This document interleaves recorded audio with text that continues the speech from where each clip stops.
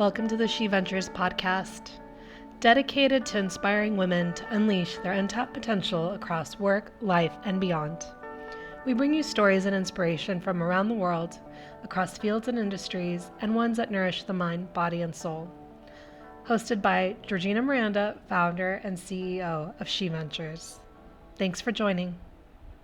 Hi, everyone. Thank you so much for joining us for our She Ventures podcast. Today, we have the absolute pleasure of welcoming Gina Moffa from New York today to tell us a little bit about her upcoming new book and talk about something that probably all of us have experienced already in our lifetime, or unfortunately will experience in our lifetime, and that is grief. So, Gina, thank you so much for being here. Hi, Georgina. So good to be here with you. It's like being with an old friend. Yes. So, let's just dive in. Just to give people a little bit of a context of who you are. Gina is an author, a licensed psychotherapist, mental health educator, and media consultant in New York. And in practice for nearly 2 decades, she has helped thousands of people seeking treatment for trauma, grief, as well as challenging life experiences and transitions. So this includes work with Holocaust survivors at 92Y, as well as being a clinical director at Mount Sinai Hospital and specializing in addictions. She's received her master's degree in social work with a specialty in trauma from New York University. So no big deal. It's always so weird to hear your bio, you know, it's really interesting. And I'm like, wow, that's no wonder I'm tired. Well, I would love to learn more about and just talking about this aspect of grief and what specifically that means to you and how it translates to your work. And then I think that'll guide us into your upcoming book. Sure. Well, grief in general is the loss of anything important or significant to you, and it can be anything or anyone, right? So I think it's something that everybody has experienced at some point in their life, but probably isn't always aware that they have, especially with non-death losses.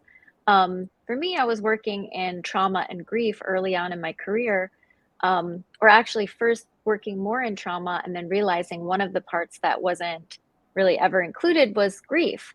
And, looking at the after effects of things, of really, really hard and traumatizing things we go through. And all of that sort of led me to start my career in this place. But having lost my own mom, and also being a trauma and grief therapist, it really redefined what grief was to me and how grief manifests, having gone through it myself and having almost failed at it, right? Which is something I say we can't do. But it felt that way to me because I was like ignoring it for a really long period of time because I was thinking that I was a grief therapist. So like I've been there, done that. Like I got this. I have all the training and understanding. But I didn't realize really all that needed to happen within me, and that I'm not exempt from that grief class either. And so grief sort of redefined in a lot of ways for me, both for myself and how I use it in my work now. You said something around non-death grief or loss. Let's talk a little bit about that, because I know that it's taken me till later in life to realize that, when a job came to an end, for example, that I didn't necessarily plan for, a layoff, a dream that I'd worked really hard for that didn't really pan out or has taken longer, that there's grief associated with these things. And I think that word can really be associated just purely with a death grief or a loss of some kind. It really is. I mean, traditionally, we only associate it with death. But I think more and more, especially after the pandemic, where we saw loss across the board in so many different ways. There were people coming to me after divorce, after breakups, after friendship loss, losing a job or a restaurant they just opened. People were coming to me even with the loss of affection and the loss of a sense of safety. And it's stuff that we don't really associate with the idea of grieving. But like I said earlier, any kind of loss that feels important to us, or any kind of change, even if it's something positive, there's always that after effect of mourning or wistfulness, or nostalgia, or just the idea that we don't know what to do next. And it's actually more common in non-death losses that we grieve than, than any kind of death loss. For sure, we get there, but more of us throughout every period of our life, right? Like even college rejection letters, or, prom time, anything like that. There's so much in there that we don't associate with loss. And therefore, sometimes we'll think we have anxiety or depression or whatever it may be. And really, it just is grief that needs to be acknowledged. Yeah. No, it's something that needs to be acknowledged and likely processed, right? And looked at. And I always say, like, awareness drives change for anything, right? So if you Yes. can't look and actually acknowledge that there's something to grieve, Yeah, then you're likely can hold it, right? absolutely. So you told me a little bit about grieving in a fast-paced society and how this Hmm. translates to the book you've just written, which we're all dying to know more about. So what is grieving in a fast-paced society, and how does this relate now to the book you've just written? Yeah, a lot of it for me came about again, during the pandemic. I think that was really a litmus test for how society deals with hard things.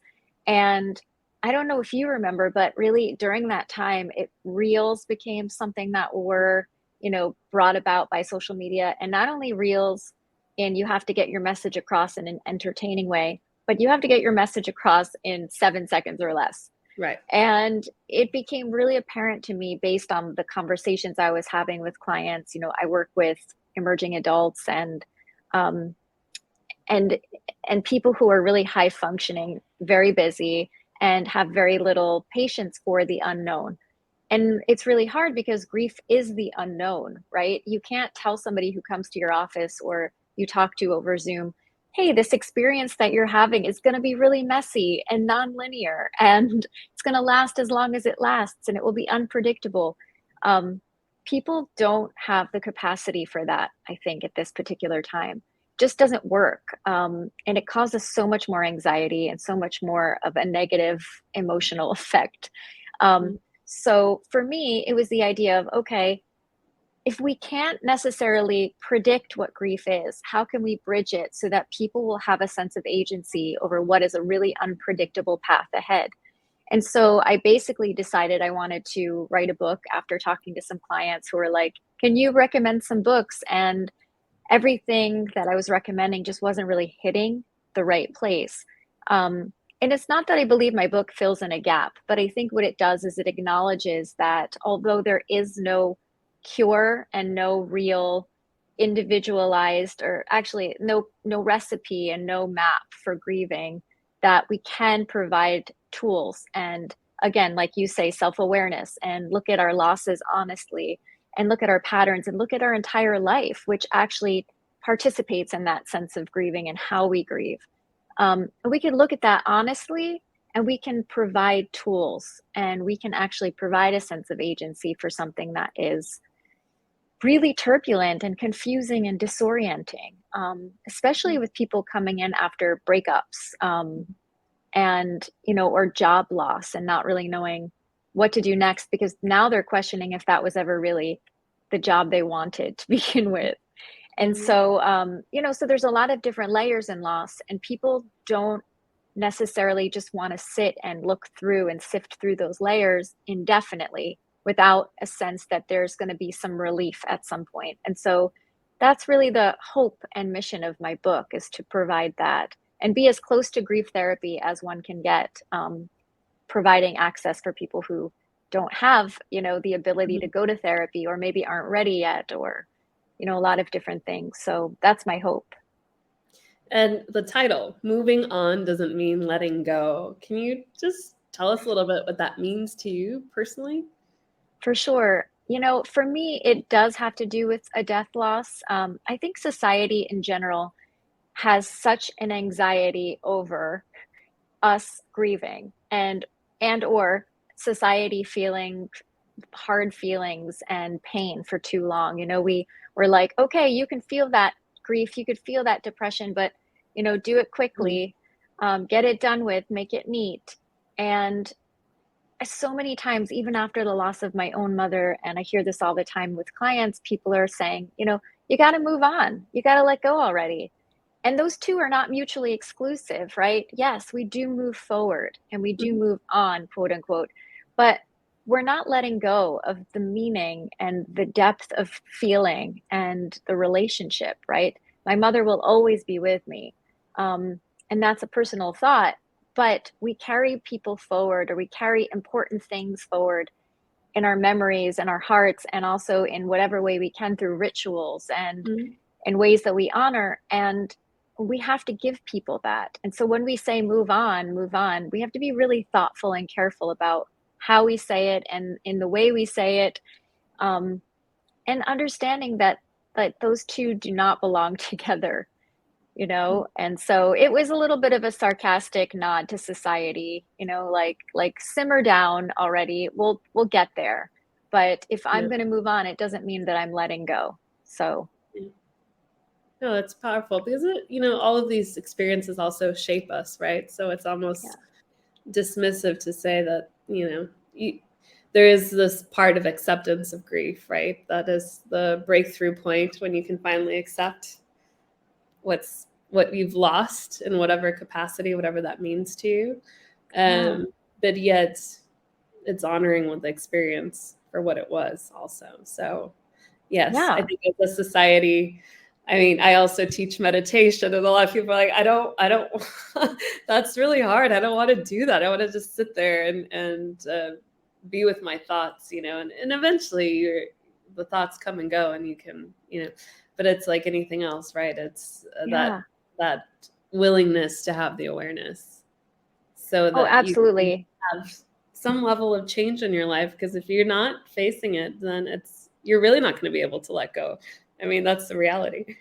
For sure. And it's scary, it's not easy, because looking at loss and looking at all of the looking at one loss means you're looking at all the other things you've lost in your life. One will always sort of domino effect to all of the others. And looking at that forces you to look at your life and your patterns and who you choose to be around and the ways you behave. And it's scary. And so I don't blame anyone for not wanting to go down that path. The only reason that we would go down that path is because we want to change something or we want to heal. Yes. And because it's too hard not to, really, because grief will come whether or not we want it to. Exactly. And I'm so glad you use that word heal, because I think in any type of self-help or aspect, the words of fixing and change always come up. And I think ultimately, that's what the work is, really the healing that's happening. Yeah. It's a wound, right? Grief is the, the universal human wound, and it's less science, more mystery and intuition. And, I heard that recently, and it's so true, because there isn't anything to fix. You can't bring somebody back, and you can't make what didn't work really. In a lot of ways, unless we're really healing something within us. And that's always the path. It's a tender one. I always say, let's tend to something instead of we're not a machine. We're not just being fixed. And there's nothing wrong with feeling what we feel, or experiencing what we experience after loss. It's just that something deep within us has been penetrated with pain and it's our soul, it's a soul journey in a lot of ways, especially grieving. No, definitely. So, who is this book for then? We've talked about a lot of different aspects of grief, and that the reality that most of us, we're going to experience in our lifetime one way or another. So who did you write the book for? I wrote the book for, I would say my clients, right? But my clients are sort of all of us, young adults, millennials. Well, we're right there. Gen Z. I'm like, oh, I'm aging myself on camera.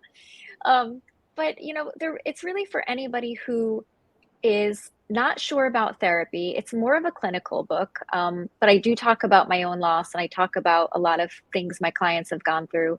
But it's somebody who's not sure about therapy yet, but wants to be there, who is very, busy and wants to have some sense of control or agency over their experience in some small way every day. Somebody that doesn't always feel like the people around them get it. Especially with younger people, there's less to compare with. A lot of people, as we get older, we lose a lot more. But when we're younger, there's not a whole lot of a reference point. So it could be really isolating and lonely. And I think it's just giving that permission to be present with our experience, and that whatever it is, it's okay. It's also okay to distract ourselves and to scroll if we need to, just not doom scroll. And yeah, so it's people really living in this world who may, just need some help to get through some things, whether it's going back to work, whether it's deciding on how to go to a party or an event. It's really how to date again, how to be in a long-term relationship and go through loss. So I try to be as thorough as possible with all of the situations that we go through after a loss, and how we sort of reorient ourselves back to our life again, having been irreversibly changed and shifted by our loss. And although I am a spiritual person, I don't talk enough about it in my book, but I really welcome the opportunity. And I think having more discussions about the potential for how we can also create a sense of meaning spiritually is something that I want to continue talking about in the book as well. And that's so true, because a lot of how people process grief can have to do with their spiritual practices or spiritual beliefs. And that'll be very different from one person to the next. For sure. So, and it does impact, our whole belief system, whether, we fear death, don't fear death, all sorts of different things. So 100%. Yeah. And I always say, whatever wisdom is, whatever works, and it's really important to sort of if something spiritually works for you, go in that direction. If science and clinical stuff works for you, let's go in that direction. And so it's really about honoring what works for us before and after, because how we kind of cope with any hard thing in our lives is the way we're going to cope with grief too. So I'm still in that place of like, let's explore that together. Maybe it isn't faith, or maybe it isn't spirituality. Maybe it is something else. Or maybe you become spiritual and more spiritual after loss. So it's really just about exploring the ways that feel good, because so little things feel good after loss. So it's holding on to what works in the moment. Maybe there's listeners or viewers that are considering working with a therapist around some type of grief, and or they've done that, and yet there's still more to process, right? So can you talk a little bit about the balance of like the work with the client, and then the work that client likely has to do in their own day-to-day to process grief, right? Because I imagine that it's not just resolved in therapy sessions alone, that there's the inner work that has to happen the day on day. For sure. I always say it's really not about processing grief so much as being with it and befriending it, because it's just going to come up, and it will come up in waves. And sometimes it will feel like we're being thrust underwater, and sometimes we'll feel strong that day and we'll be able to swim, underneath it and get through. But I think that sort of changing our language around it as something to fix, or, necessarily even something to process, can make it feel so daunting. In therapy, it's a lot of exploratory stuff where it's not just talking about the loss, but talking about life and what feels good, and what, things were hard beforehand. But I think, for anyone looking to work with a therapist, it's really about being held in a safe place so that we can look at everything. Some people come to me and they have had a really bad relationship with somebody they lost, and they want to work through that. And it's not necessarily about feeling the missing them in the day-to-day, but the nuance of living now with the idea that they'll never be able to fix it, or they'll never be able to have a better experience, and grieving the past, and that's a really hard thing to do. And so it's not necessarily a day-to-day processing as much as it is being in the moment, holding really sacred space for it, asking a lot of questions, with tenderness, and witnessing, um, the putting back together of ourself and our own heart as in a really empowered way. Um, so it's, I always say it's like it's part detective work, right? Because I get to explore with you how things have been before, how things are now. Um, it is a processing of different types of emotions in the moment. And then it's sort of sending people off thinking about, accepting their feelings, or thinking about the things that they don't allow in within their grief experience. And thinking about the things they want to invite, the things they don't want anymore, how to create boundaries, how to know what their needs are, because we often say so much like, meet your own needs first and create your boundaries, but we forget sometimes when people are thrust into loss that it's first of all involuntary state that we're in, but also we don't really know what we need because our needs change from moment to moment, and this can be really in any hard situation that people go through. Yeah. So it's sort of like teaching people to listen, check in enough to learn what their needs are, to learn what triggers them, down the road, even if it's a breakup, even if it's a loss of a job, seeing something that reminds you of that loss can really reawaken those, the trauma effects of a loss or those really hard feelings, and learning how to be with them and what to do in those moments. So that's what a lot of my book does. It's a lot of preparation, a lot of prevention, and a lot of self-understanding with tenderness and honesty. Amazing. And I think, that again, it's just so powerful to have a guide of some kind, especially if you don't have access to a therapist, or that's a process, or not a process, but that's a practice that you're not ready to dive into yet. Yeah. Or just this grief that's been hanging on, and that you are ready to revisit it, I guess. And like you said, I think it's really beautiful. Be with it again. So tell us a little bit about your inspiration for the book. I mean, writing a book is no easy feat. I'll definitely ask you a little bit about that for any aspiring authors out there. But what inspired you to finally go ahead and do it and put your work on the page, so to speak? Oh my goodness. I think that I felt like I've been doing this work for a really long time. And for so long, I kept thinking, okay, so I'm hearing from clients that there isn't a book necessarily that speaks to where they are, in this fast-paced lifestyle post-COVID, which we're still in, but in a place where now we're coming out of it and we just need to catch up, we feel. And I wanted to be a part of the conversation, right? As somebody who has gone through grief, I bought maybe 6 or 7 books. Maybe 1 or 2 of them spoke to me, but I needed to see what all of the different things were. But for a long period of time, even when my clients were saying, hey, like maybe you could write the book because we like what you're saying, or, like when we're here, this is great. Can I have something to take with me? But it was really hard to feel the confidence, even doing this for 19 years, that I could write something. And, like the why me, like who do I think I am moment came up a lot, which I think as women, more women can understand that than men, The because syndrome will creep in. Sure does. It sure Inevitably, does. and unfortunately, I mean, I coach a lot of amazing women, and I've of course, when you're the outsider looking in, you're like, wait a minute, but you're amazing and you're so talented and knowledgeable and incredible, and why would you ever doubt yourself?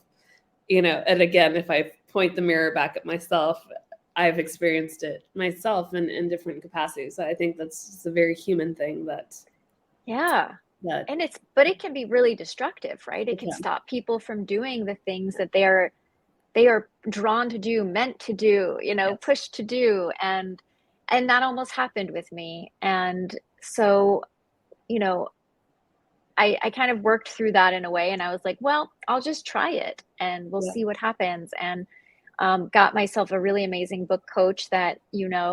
and which is how we met. And she really helped me create a proposal that was clear enough, that made me feel like I'm not selling anything that I couldn't do. You know what I Mhm. mean? Like you have to know inside and out what you're putting out there. And it felt honest to me, and it felt like, okay, this is what I do every day. Mhm. So I can do this. Yes, okay, I can do this. If I look at it this way, I can write a book, because I'm writing a book about what I do every day. Sure. And it's not about me. It's about other people, and it's about supporting and providing access. And when I stay in that mind space, I feel inspired to keep going. So it was, when I think of my clients, when I say who inspired it, yeah, it was inspired by my young dynamic grievers and who really reminded me that there's value in this particular work when you come to it with authenticity and honesty. And also, yeah, and taking a risk. I'm asking them every single day or every week that they're here to take a risk with me, to open their heart and open their wound up and allow me in, and allow me to be their traveling companion. And wow, what an honor, what a privilege, what a humbling experience that is. And when I decided to stay honest to that, the book itself sort of came easily, Yeah. and wound up, miraculously getting a wonderful team, and a book deal.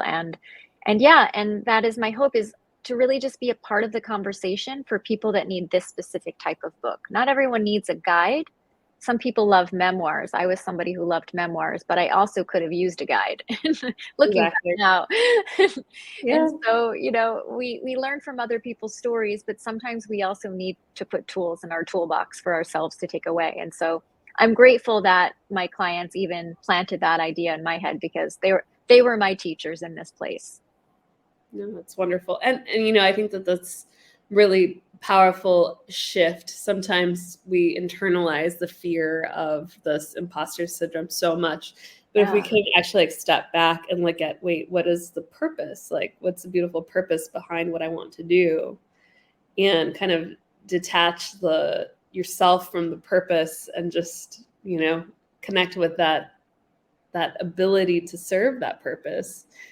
Then the other fear of, what if I mess it up? What if, why should I be doing it? All these things, I think, melts away a little bit. Like, it starts to peel off a bit when you can focus on the why, uh, and less on the why you need to do it versus the and why you should do it versus the why am I doing this? If that That's makes sense. so yeah. I'm like, that's it exactly. That's so well said, because that is exactly it. And I think it's hard sometimes to do that, because we are sometimes very self-conscious human beings, and we're always sort of looking to see if we're on the right track. I know I do. Um, and needing sometimes that outside validation, but the moment that I remembered that I could ask my mom to be in this with me, and when I started to say, like, okay, like, whatever the book's highest good is, that's what I want. Yeah. However it can help the most people in this specific way, great, let that be it. Let us go in that direction. And once I really, just like you said, like, once I took myself out of it, it felt better. And because then you realize that you're doing something that has nothing to do with you, and you're just providing something through you. Mhm. Yeah. And that felt so much better to me. So it's headed out in the world soon, and I'm terrified.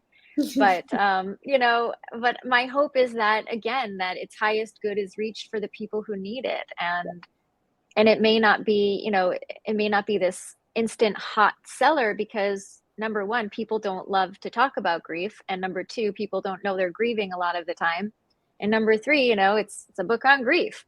So we don't usually buy them unless we really need it. And so it's once you let go of kind of all of that stuff, and you just hope for people to find it who need to find it, it feels a lot better. And the work is here, but the heart is here too. So most definitely. And I don't know, I think that when we're in pain or we're hurting, we're also guided to what we need. I think of a few books that, divine timing of when they appeared in my life, and how helpful they were. And like you said, gave me the tools to develop new practices for my life in that moment. So how can people find your book and find out more about it and pre-order it and all those oh my good things? goodness, that would be amazing. Well, you can find it on my website. It's ginamoffa.com. I also have been talking about it on Instagram. If you want to come and be a part of my community there, it's at Gina Moffa, LCSW. It's everywhere books are sold right now. I personally love bookshop.org. And yeah, but anywhere you feel comfortable buying books, a lot of people go to Amazon. I love kind of supporting small bookshops and independent bookstores. But really, I would be eternally grateful for anyone who needs the book to find the book. And yeah, to me, it's more about wanting to create a sense of community around this. And so I more hope that people either find the book and then find me, or vice versa, so that we can actually have a larger community, and bring the idea that we can become more grief literate as a society and be better for each other and show up better for each other and allow people's pain to come through. So, that's my hope also, with not just the book, but with creating a grief community.